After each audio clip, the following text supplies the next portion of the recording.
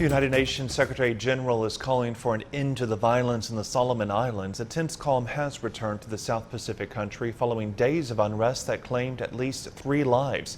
Anger erupted on Wednesday with demonstrators setting fire to the parliament and other buildings in the capital. They've been demanding the resignation of the Prime Minister, but he's refused to step down and accused foreign powers of inciting the unrest. This anger has been partly fueled by his decision 2 years ago to switch diplomatic relations from Taiwan to the Chinese mainland. The Solomon Islands has a population of about 700,000 and is located 1,500 kilometers north of Australia. So for more, let's get over to our correspondent, Greg Navarro, who's live for us in Sydney. And so, Greg, Australian troops are now on the ground in the Solomon Islands. What more do we know?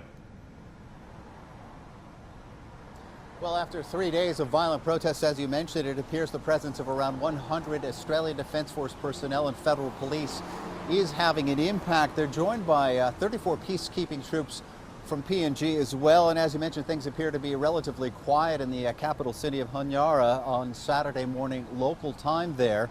The city is under a curfew at the moment after those violent protests saw many buildings burnt within the capital city and businesses looted as a result. Now, the Prime Minister's residence also survived an attempt by protesters to burn it down, and they continue to call for his resignation, something he says he refuses to do. That would only happen on the floor of Parliament. Now, observers say that the reasons for these violent protests are quite complicated and long-standing, but essentially they're boiled down to a segment of the population feeling they're being ignored by the federal government. That includes issues around poverty, around lack of infrastructure, and also around ethnic tensions there. And as you alluded to, also they say that the fact that switching of allegiance in 2019 from Taiwan to China is also having an impact on all of that as well. Now, Australian Prime Minister Scott Morrison said that the Australian troops would be there only in a peacekeeping role to provide security and stability.